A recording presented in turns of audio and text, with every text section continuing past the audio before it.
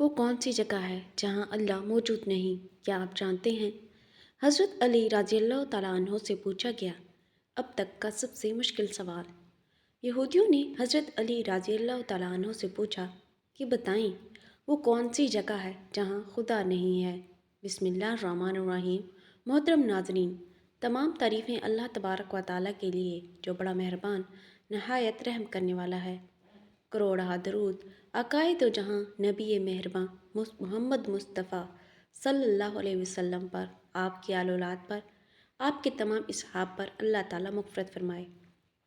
آپ کی، میری اور ساری امت کے مسلمانوں کی آمین۔ محترم ناظرین، اللہ تبارک و تعالیٰ نے حضرت علی رضی اللہ تعالیٰ عنہ کو درست فیصلے کرنے میں ملک عطا فرمایا۔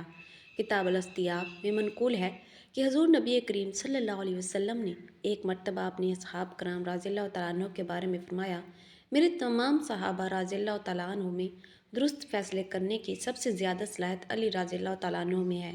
یہودیوں کی ایک جماعت حضرت علی رضی اللہ تعالیٰ عنہ کے پاس آئی۔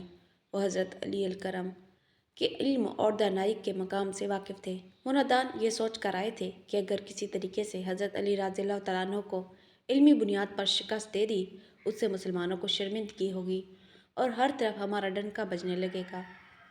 یہودی جماعت نے یہ بھی منصوبہ بنایا کہ ہم نہ صرف آپ سے سوالات کریں گے بلکہ آپ سے سوال آپ کی کتاب یعنی قرآن مجید سے نہیں بلکہ اپنی کتاب یعنی تورات سے کریں گے۔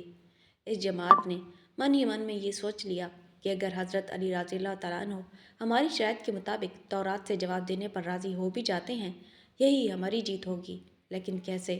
محترم ناظرین، یہودیوں کی اس جماعت کا ماننا کچھ یوں تھا کہ حضرت علی رضی اللہ تعالیٰ عنہ بہرحال حضرت محمد صلی اللہ علیہ وسلم کے ماننے والے ہیں اور حضور نبی کریم صلی اللہ علیہ وسلم پر قرآن پاک نازل ہوا۔ یہ بات ممکن نہیں ہے حضرت علی رضی اللہ تعالیٰ عنہ کسی صورت تورات کے سوالوں کا جواب تو رات سے ہی دے سکیں۔ ناظرین، یہودیوں کی اس جماعت کا سربراہ جس کا نام راج الجلوس تھا، اس کے زیر قیادت میں یہودی جماعت حضرت علی رضی اللہ تعالیٰ عنہ کے پاس آئی۔ راس الجلوس بولا، اے علی، ہم لوگوں نے آپ کے علم کا بہت چرچا سنا ہے۔ حضرت علی کریم مسکرا کر بولے، تو کیا اس بات کی تصدیق کرنے آئے ہو؟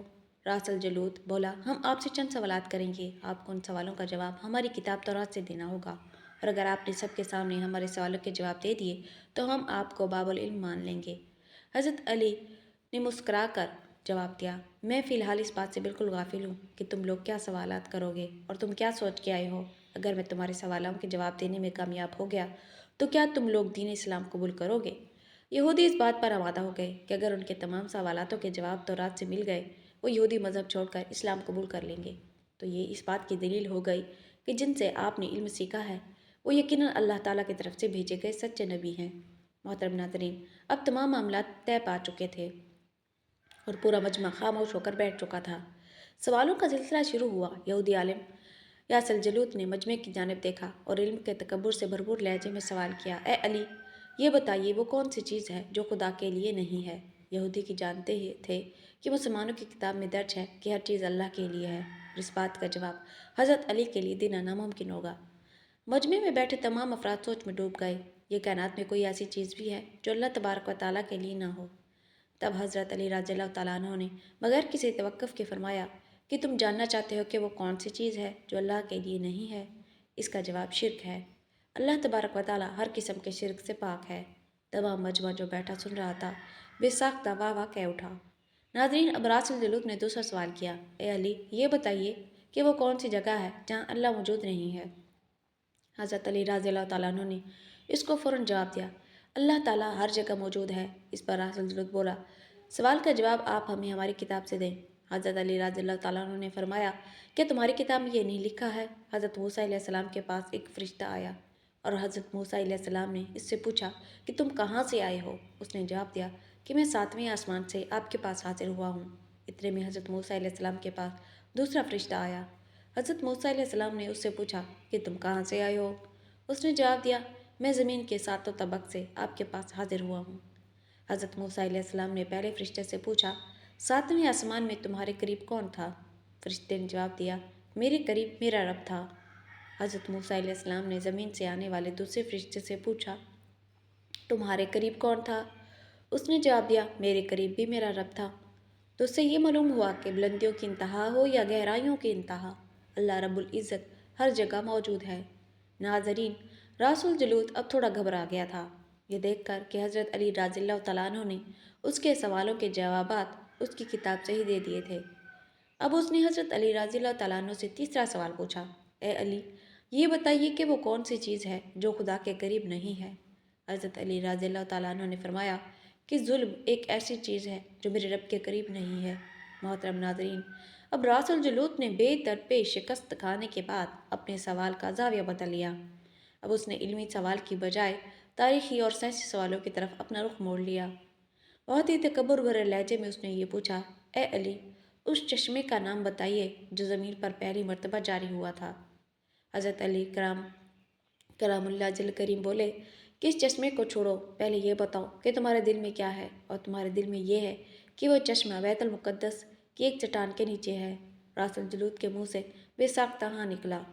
हज़रत अली रज़ियल्लाहु तआला अन्हु बोले कि आज अपनी इस्लाह कर लो, क्योंकि ज़मीन पर बहने वाला पहला चश्मा वो नहीं जिसे तुम लोग समझते हो, बल्कि ज़मीन पर बहने वाला पहला चश्मा वो है जिससे हज़रत खिज़र इस्लाम ने पानी पिया, और यही वो चश्मा है जिससे आब हयात जारी हुआ।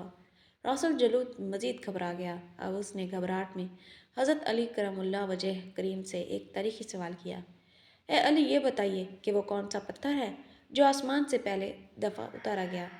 हज़रत अली रज़ियल्लाहु तआला अन्हु ने जवाब देने से पहले एक जुमला कहा, यकीनन तुम लोगों के ज़हनों में पहला पत्थर वो है जो बैतुल मुक़द्दस में नस्ब है, लेकिन तुम इस बात को क्यों भूल जाते हो कि खाना काबा बैतुल मुक़द्दस से कहीं पुराना है, और हिजर अस्वद उसी वक्त नस्ब किया गया जब खाना काबा पहली दफ़ा तामीर हुआ था, और वही पत्थर है।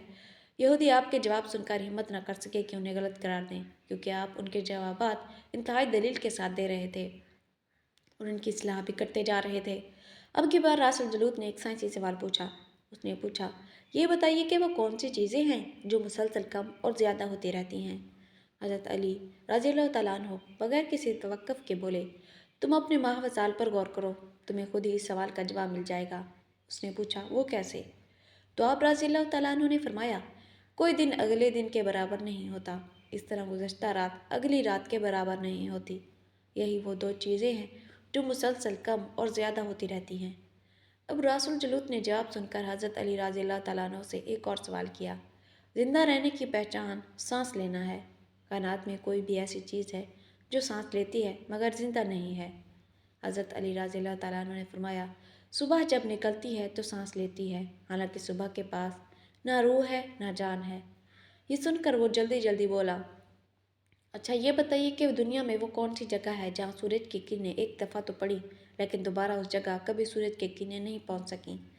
हज़रत अली रज़ियल्लाहु तआला अन्हु ने फरमाया, हाँ, ये समंदर की वो जगह है जहाँ से मूसा अलैहिस्सलाम और उसकी कौम गुजरी थी, और वो समंदर अल्लाह तबारक व तआला के हुक्म से दो हिस्सों में तकसीम हो गया था।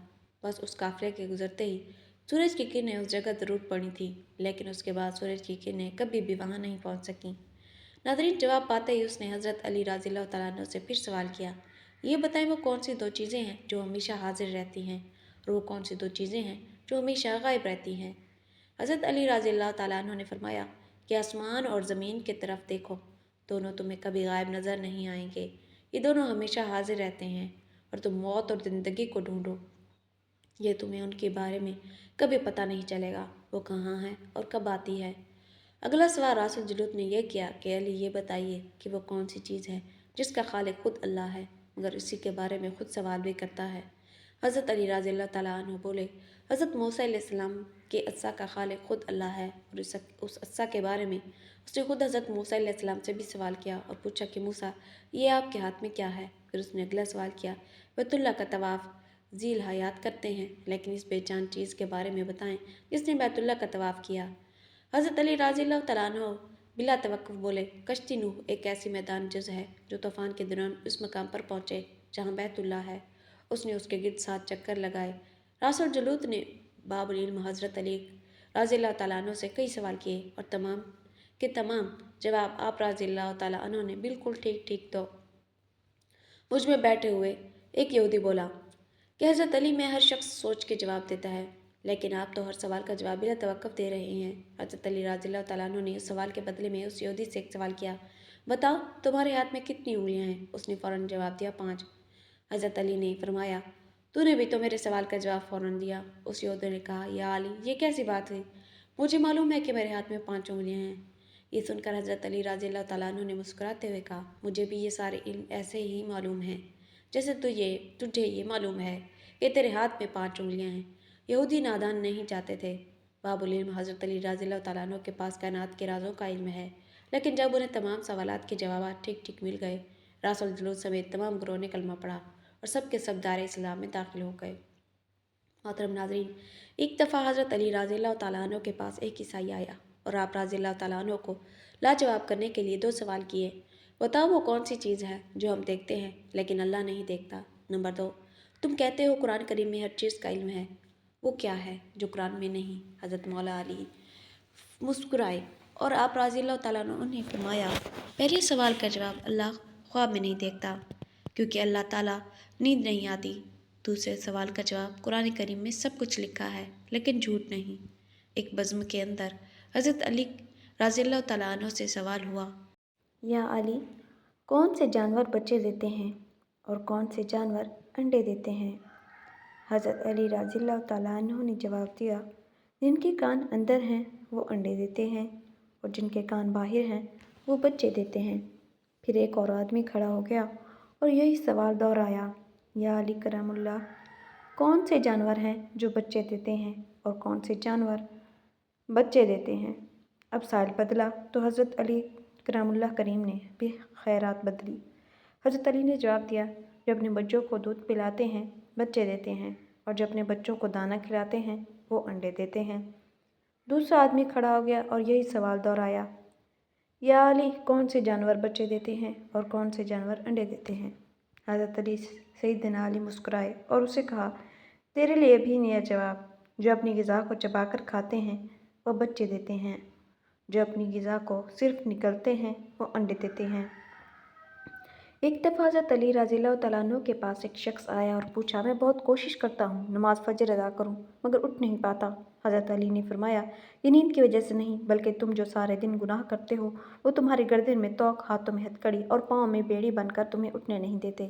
حضرت عمر رضی اللہ تعالیٰ عنہ فرماتے ہیں کہ میں نے حضرت علی المرتضیٰ رضی اللہ تعالیٰ عنہ کو دیکھا۔ آپ رضی اللہ تعالیٰ عنہ کے پاس ایک آدمی آیا۔ لوگوں نے کہا، اس نے اونٹ چرایا۔ آپ رضی اللہ تعالیٰ عنہ نے فرمایا، میرا خیال ہے کہ تو نے نہیں چرایا۔ اس نے کہا، میں نے چرایا ہے۔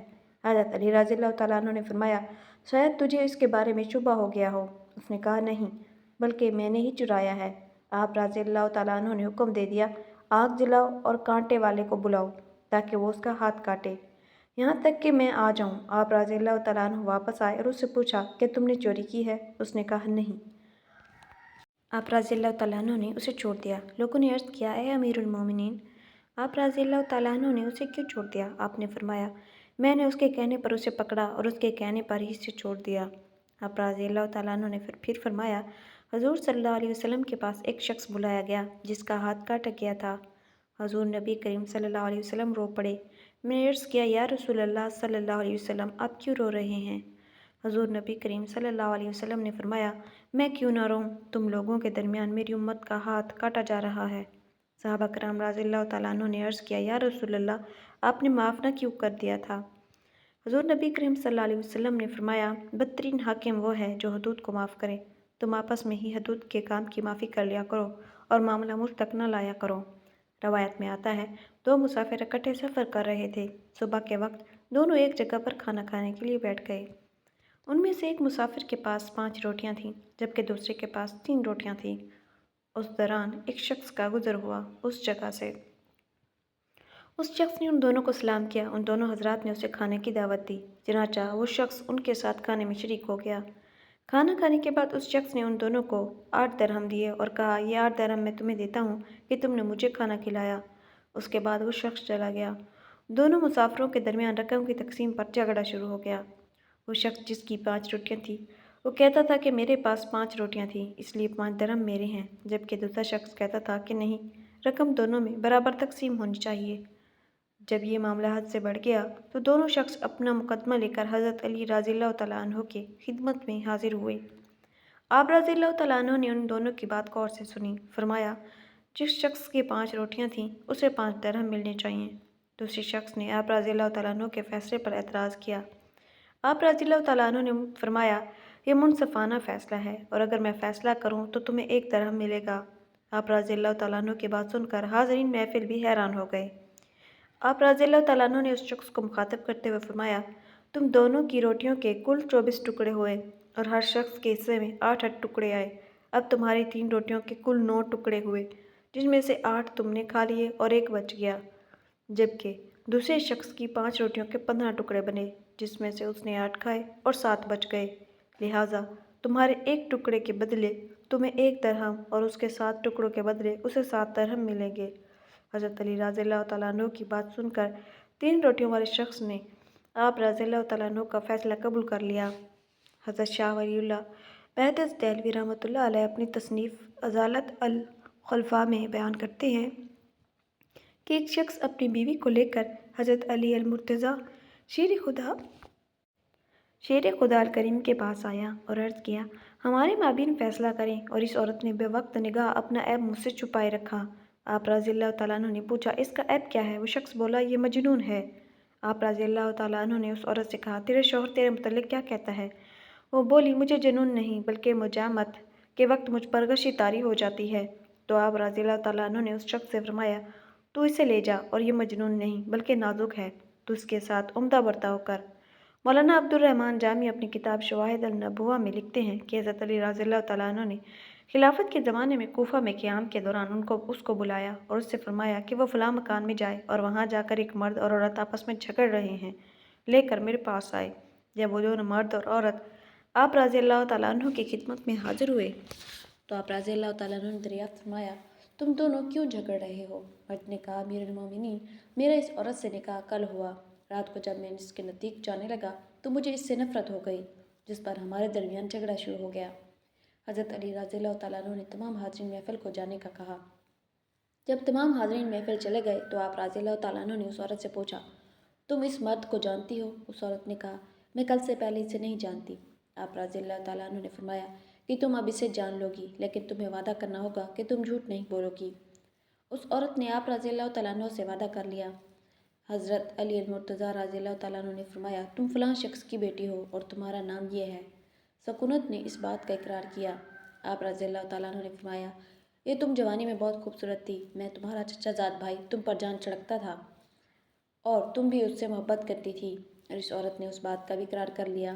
آپ رضی اللہ تعالیٰ عنہ نے فرمایا، ایک روز تم دونوں نے زنا کیا جس سے تم حاملہ ہو گئی، اور تمہاری ماں نے تمہاری پردہ پوشی کی، تم نے خفیہ طور پر ایک بچہ جنا جس سے تم نے ایک دیوار کے نیچے ڈال دیا کہ جب تم اس بچے کو چھوڑ کر جانے لگی تو ایک کتا اس بچے کی جانب لپکا جسے تم نے پتھر مارا، اور وہ پتھر کتے کی بجائے اس بچے کے سر میں لگا اور وہ زخمی ہو گیا۔ تم نے اس بچے کا سر اپنے دوپٹے سے باندھا اور وہاں سے چلی گئی۔ اس کے بعد تمہیں اس بچے کی کچھ خبر نہ ہوئی۔ اس عورت نے اعتراف کیا کہ اس سے یہ فعل سرزد ہوا اور اس نے ایک بچہ جنا جسے اس نے ایک دیوار کے نیچے ڈال دیا۔ حضرت علی المرتضیٰ رضی اللہ تعالیٰ عنہ نے فرمایا، اس بچے کو فلاں قبیلے والے اٹھا کر لے گئے اور اس کی پرورش کی۔ وہ بچہ جوان ہونے کے بعد دوبارہ واپس اسی شہر میں آ گیا اور اب وہ تمہارے سامنے کھڑا ہے۔